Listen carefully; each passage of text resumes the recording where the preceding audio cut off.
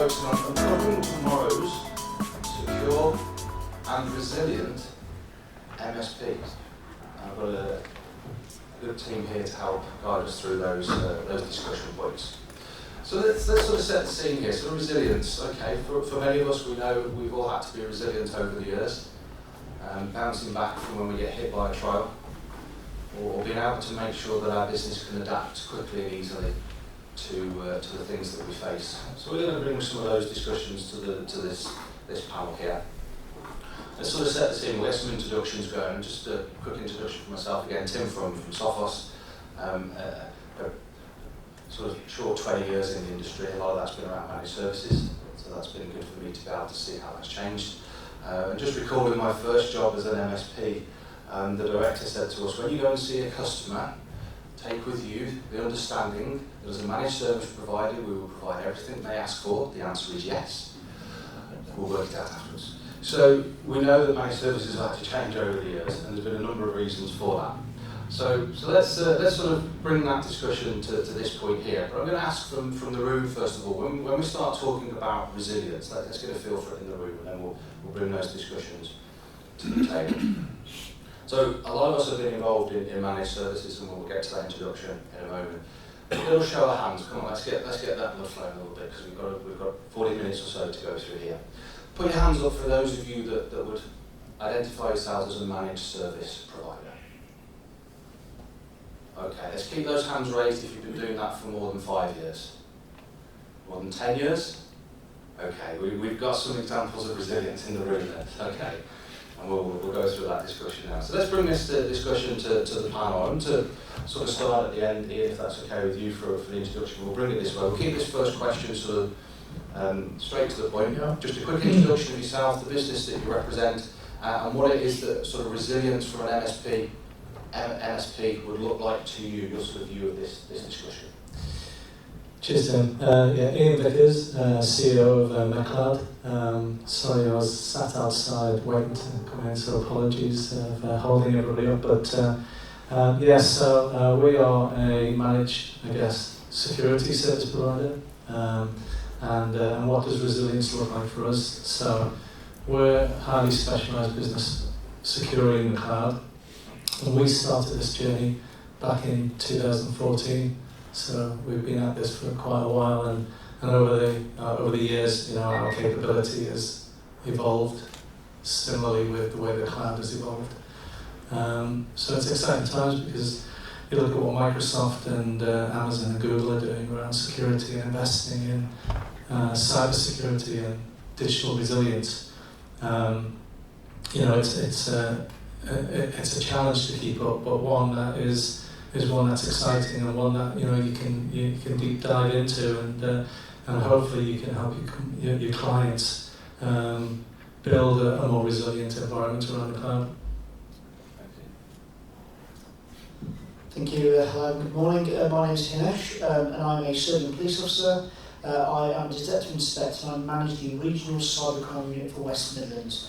I run a team that have digital forensic experts, cryptocurrency analysts, intelligence officers, and we respond to cyber attacks on a global basis. Been on that team now for about nearly 7 years now, and it's great to be here. Resilience is a really key part of what we would like to support. We would far rather there aren't any victims that I have to investigate attacks for.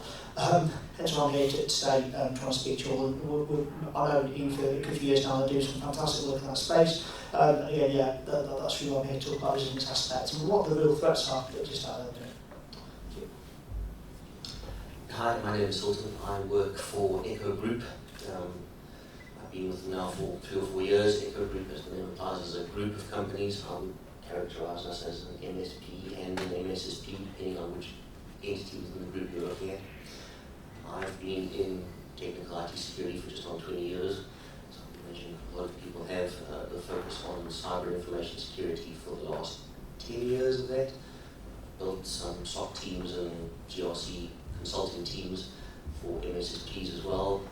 My current focus within Echo is the Group Information Security Manager, primarily internal at the moment. So I bring more of a focus for GRC compliance elements, if you will, to this discussion.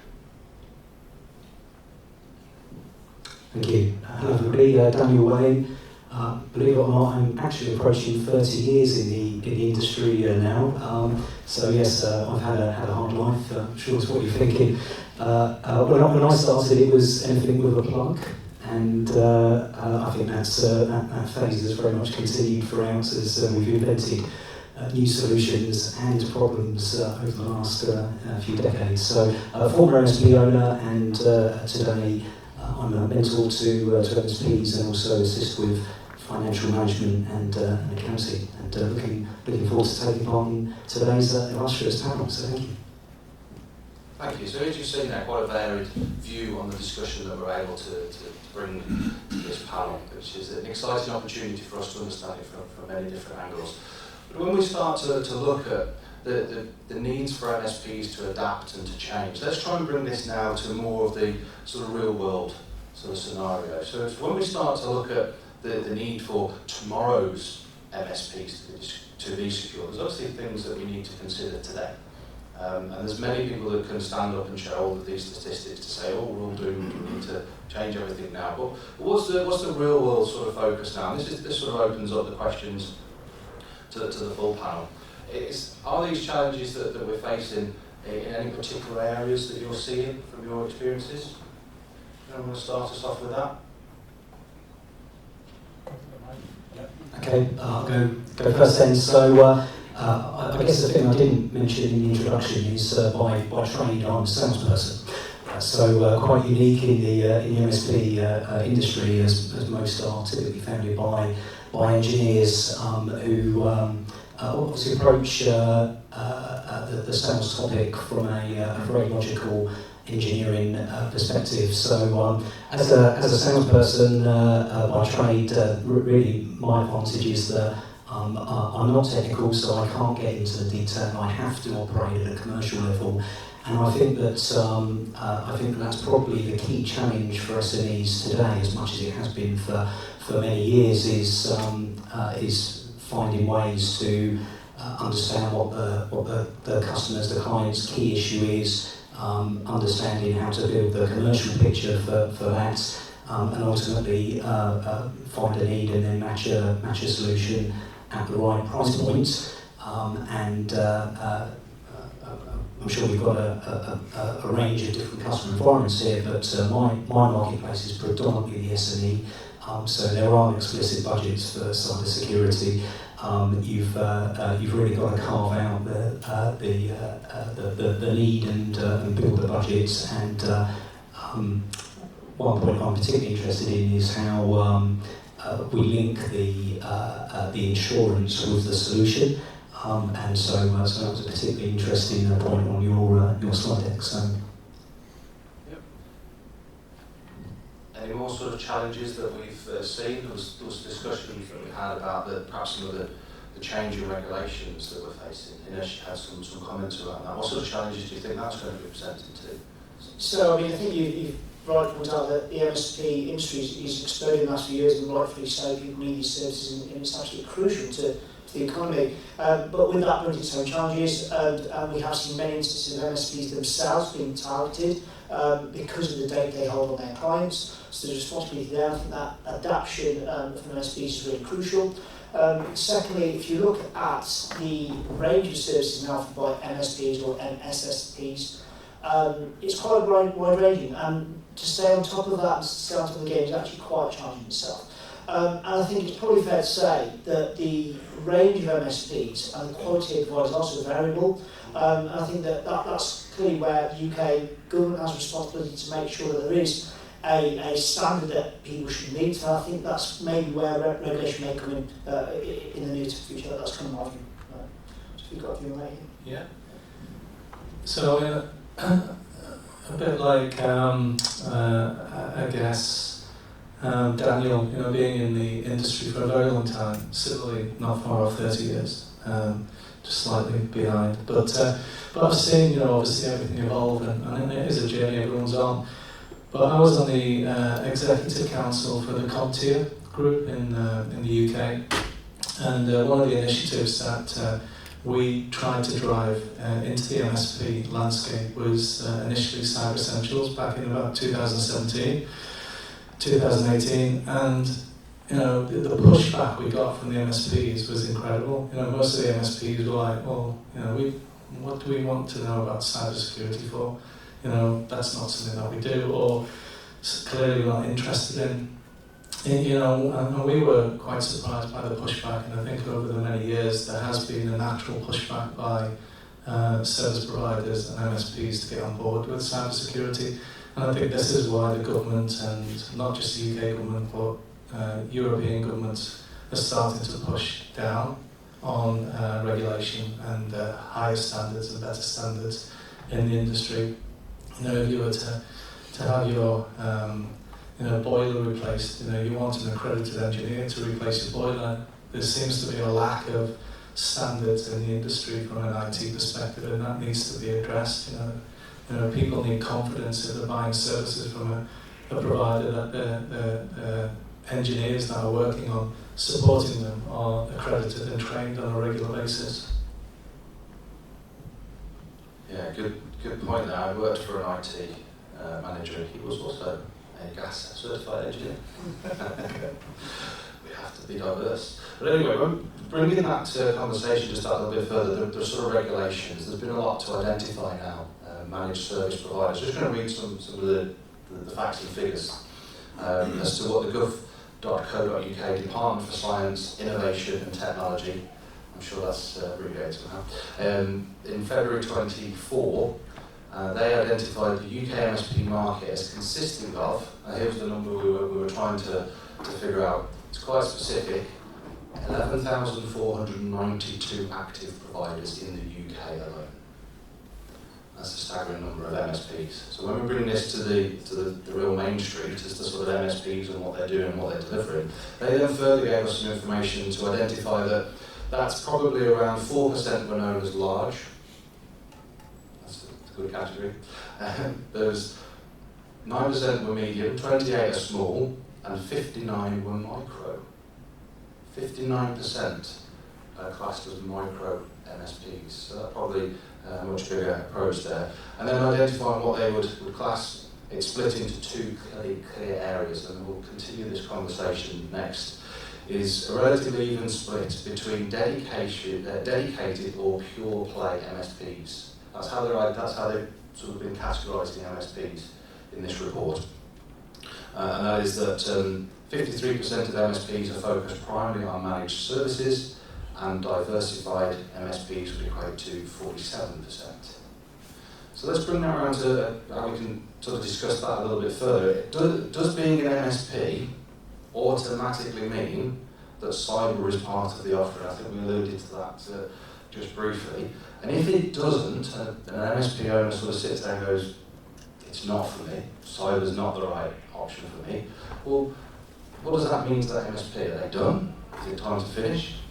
Hylton, what's your sort of thought on that, about the need to seek or add value from maybe an external source? I think it's not something that most MSPs can completely ignore, regardless of whether or not they have the skill set. There's a growing expectation from clients over the last many years. I think to your point too, which you mentioned about a shared responsibility model, to expect that their MSP just does all of the security elements as well. Whether or not the MSP wants to do it or is even aware that that expectation is there, it's there from clients. So I think turning to an external provider to provide those security services is something that a lot of, especially the smaller MSPs, need to do. There's a resource. I don't like to say there's a skills issue in the cyber industry, but there's a resource issue in the cyber industry, I think. That has to be done for a lot of MSPs, but it does bring an element of risk to those MSPs, especially to a supply chain perspective. Considering that they may not have a lot of security knowledge internally as well, they're trying to outsource that responsibility or that skill service to an MSSP, but they may not be aware that they can't actually fully outsource that responsibility from a supply chain regulatory perspective. Especially with things like NIS2 coming in as well, which may or may not impact some of the smaller MSPs due to point by regulation. regulation tends to take a while to catch up, which also means that again, a lot of MSPs, especially smaller ones, may not be aware of some of the requirements, but they will have to outsource to meet clients' expectations, I think. So continuing on that thought and that sort of need to outsource, that's bringing a lot of other questions that need to be considered. This is perhaps not completely new. Ian, you mentioned about cloud, that shared responsibility. Where have we seen this before? What's the sort of common queries, questions, or pitfalls maybe in shared responsibility? Yeah, so I think that's a big area that everyone needs to look at, both customers and MSPs, shared responsibility, so that you can actually sit down with your client and map through what that shared responsibility looks like. Have an open conversation and a mature conversation with the customer to gather enough information so that both parties can actually understand who's going to be doing what in those certain circumstances, and that will help map any potential areas that you may have to bring other external providers involved in the process. And again, that's where you then can position yourselves as that managed service provider. You're not going to the client with what you said at the opening of the conversation. It's a bit like, you'll do everything. Well, no company can do everything. And I think it's a time and opportunity and maturity in the industry that you can sit with your client and have a confident and mature conversation with the customer to say, what is it that you're looking to actually buy from us as a managed service provider? What are your expectations? And then you can actually carefully map through that and find where the gaps are within your own skill sets to maybe bring in another third party or a trusted partner that you can help fulfill all of the requirements of the client. And finally, there are other pinch points going on. So the insurance companies are becoming more mature about what's going on. And obviously they're trying to lower their risks at every opportunity. And if you're not being truthful in your sort of analysis and reports around insurance, then you'll fall foul of that. And the clients will come after you. We've seen some instances where clients have tried to sue managed service providers for failing to prevent a ransom attack or major critical incidents. Now, on some of those occasions, the clients have not been successful because they failed in their own due diligence and trying to look at the service levels. But I think this will become more regular and more frequent because we are sadly in an environment where there is this litigious environment creeping in from the US into the UK and Europe. And there are so many law firms who are no-win, no-fee kind of basis and ambulance chasers, and they will be looking to target the managed service community because they know probably that most managed service providers have been pretty lax in their approach to contractual arrangements and strict service level agreements. So I think that there is an opportunity. And I always see things like that. I see them as opportunities, not obstacles. There are opportunities to actually increase your revenue stream by having a more mature conversation and not trying to just compete with other managed service providers that are coming in, offering their services at 10% cheaper. You can sit down and have a proper conversation and own that relationship with the customer, not being on the back foot all the time. Thank you. Just sort of continuing that thought, then there's a few extra things that have been brought in there. So that contracted agreement, that service level agreement. Has anybody else got any thoughts around that, Hylton, from your experience? Where would that need to begin? Is there a particular person, individual, team? What's your thoughts? It's a difficult question, I think, especially for smaller MSPs, because in order to include in contracts and SLAs the relevant elements, you need to have some understanding of them. If you are outsourcing your requirements to an MSP to provide that security, you may not know what to put in those contracts with your clients, which I think is also where outsourcing that element to other MSPs can help. So it's a little bit cyclical to a certain extent. There needs to be some give and take and some trust in the relationships between the service providers and clients, which can be quite difficult in the industry at the moment. Trust, but also legally backed is the approach. Dan, as we sort of continue this thought then about the outsourcing side of things, just from your experience, be that personal or the companies you deal with, what sort of role does that MSP have then? How does that maybe change? If an MSP is going to outsource everything, what does that do to the MSP today for tomorrow's resilient MSP? You got any thoughts on that? Yeah, just reflecting back on quite a spirited debate I had in a board meeting probably about 7 years ago, and it was exactly to that point. Well, if we don't provide the service ourselves, then what exactly is it that we're selling? And I think this plays nicely into one of the topics I harp on about within the marketplace, which is actually the role of the MSP.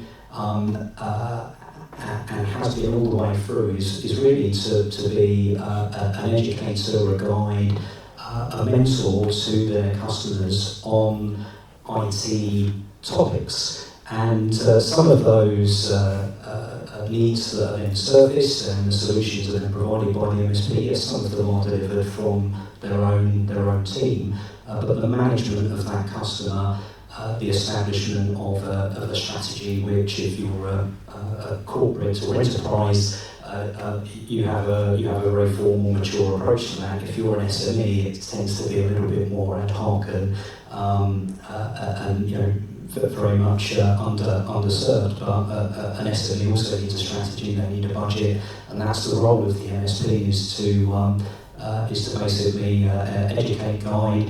And naturally, they're going to be covering a broad spectrum of different technologies, disciplines. So, and therefore, the MSP should be embracing the fact that they don't deliver everything themselves. They go out to best of breed, because that ultimately is going to deliver a better price and a better outcome to their customer, rather than trying to furnish everything themselves. Being everything to everyone at a complete department store. Hinesh, when we were discussing this, you sort of raised some sort of concerns that would need to be considered here as to who owns the roles and at what point does one role begin or end. What's your sort of thoughts on the areas that have been discussed so far about that particular question? Yeah, I think that Ian and Hylton has some very good points there. So for me, what I would suggest is that MSPs look at where they currently are, and decide, are they an MSP and do they want to include a street element within that? And then make those arrangements. It's absolutely fine to outsource, it's a good thing. You have trusted people out there that can advise you and help your clients. Or you go down the route of making sure your own organisation is, for all intents and purposes, an MSSP. I don't want to say that anymore. So that's what I suggest. And the other big thing in this, which I don't think has been discussed so far, is the reputational impact. Should one of your clients get targeted, and you haven't included that street element, despite your SLAs, despite everything else going on, they are going to hold you responsible because you provided their IT to them. They're not going to see a difference in their MSSPs or MSPs. Something's happened, they've lost money, and it was down to you, despite all the contracts. So reputation is a big part of that, and getting set up now, I think number one is good for your clients, number two is good for any forthcoming regulation, and it's kind of the right thing to do as well for the clients. Yes, it takes a bit more time and a bit of emphasis, but this isn't going away. Our adversaries are getting more and more sophisticated, they're getting more complex, and we need to try and tackle that together. And if I may just give you one quick horror story to represent the completely opposite end of the spectrum, because clearly there are some MSPs out there that aren't as professionals that you all here today, you've all come here to learn, but I'll do an example where there's been an MSP that has been looking after a client and by themselves deployed ransomware on their client's systems. They then go in to try and save that same client, so they're playing both sides of that equation. These are the sort of things we don't want to see, and I'm more than happy to say nobody here is going to be doing that, but these are things that are happening. And what happens as a result of that is customers know about this, they learn about this, and that trust factor lowers. So this, for me, is an opportunity to try and make sure you're well positioned for these changes that come online. Yeah, what an experience. It's probably one thing we'd all like to do sometimes, just to prove the relevance of services. On the flip side of that, though, that's probably something that is advisable to some companies, isn't it? To actually put their services to the test. You know, when it comes to the sort of managed services that we're helping support, companies do regularly carry out tests. So we'll often see a spike in our service desk and we're under attack. Oh, it's a particular pen test that's being used, so we're able to see that. But yeah, it's got to be done above board. Again, that's an additional service that should realistically be discussed with the business. To put their systems to the test is a good way of proving whether or not the services that they're accessing are effective. And when that's done in a controlled manner, obviously that's something that brings a benefit to a business. So yeah, probably a thought process we've all had about we'll test that customer. They won't take the service, but we'll do them. But bringing it back to that sort of approach, as we sort of round up here, yes, there is a need to consider the type of services that are being offered. I'll come to some questions at the end if there are some, thank you. But we need to consider the questions that are being considered, the contracts that are in place, who's responsible for those levels of service, where that begins, where that stops. And just as we sort of think further about this, the further information that I got from the gov.co.uk said that MSPs need to be offering a broad range of technology solutions. This means they have to continue to refine their offering and partnerships to support their customers. And I think we've probably covered that in that discussion that we've had today. There was a raise of the hand there. Do we have time for questions during this panel? I think we're just running up on the last one. We can bring it in before we close this. Do you have a question? Right, so my question, hello everyone, I'm Neil from Pearson. Question is all about tabletop exercises. Does MSP plays a role inside that, or do you get any idea whether after the tabletop exercises you get more insights whether that's working or not working, maybe some controls or measures, some things you want to do? Does anyone that's got any input on that in this session, or want to take it off? Ian? We're starting to see a lot more of that with clients who are really a little bit more, I guess, operating in regulation or regulatory type sectors, particularly financial services and insurance. And tabletop exercises are something that we've started to see a lot more over the last 18 months. I think it's a great idea. I think more of it should be done. Cyber incident response is really poor, mainly well, I can only see from a UK perspective, but certainly the landscape doesn't look great. Most businesses don't even have a cyber incident response plan, and so when something does happen, they really don't know who they're going to call, what are the sequence of activities that need to take place. And it can be really simple on a one page, if it has to be as simple as that, just to say these are the key people that need to be notified. What form of communication do we have outside of email so that we can communicate to all key stakeholders if their systems have been encrypted by a ransom attack, and just simple procedures around how they're going to actually operate if their systems are down, and what they're going to do in those instances. And to do a role-playing exercise or tabletop exercise, I think is a great thing to do. Talking about maliciously installing some kind of virus just to show your client what could happen. Obviously we don't really want to do that. It's like infecting your staff with COVID or something and seeing what's going to happen. You want to control the whole thing. So I think tabletop exercises are a great thing, and I can see a big growth in that area from vendors who deliver cyber awareness training already. Tabletop exercising afterwards is a good exercise to do. Yeah, just quickly on that point, I completely agree with what Ian has said there. And the other thing that's really important to note is that when we've dealt with the ICO for breaches that have occurred, those organisations that have got cyber exercises built into their normal daily life, it really helps to prove that you actually did take this stuff seriously before you were breached. Thank you. Thank you for the question there. Just to finish off, as we've reached that point in time, I don't wish to hold you all back from coffee and networking. Maybe just start with Daniel. If you were to take sort of one question, which one area would you suggest that everybody, final question here, as everyone goes away back to their normal day jobs, what's the one thing you think they should, or the first thing that they should have as a call of action from this session that we've discussed today? Just one thing. Okay, I'll go back to my favourite place, which is got to be out talking to your customers, and as part of that, educating them as to what the risks are and some of the options they've got to resolve it. Perfect, thank you. That's probably similar to the last two discussions we had there. Self, any particular one last thing to take away? Yeah, I think it's important for MSPs that are looking to outsource to consider the regulatory and legal requirements for their supply chain.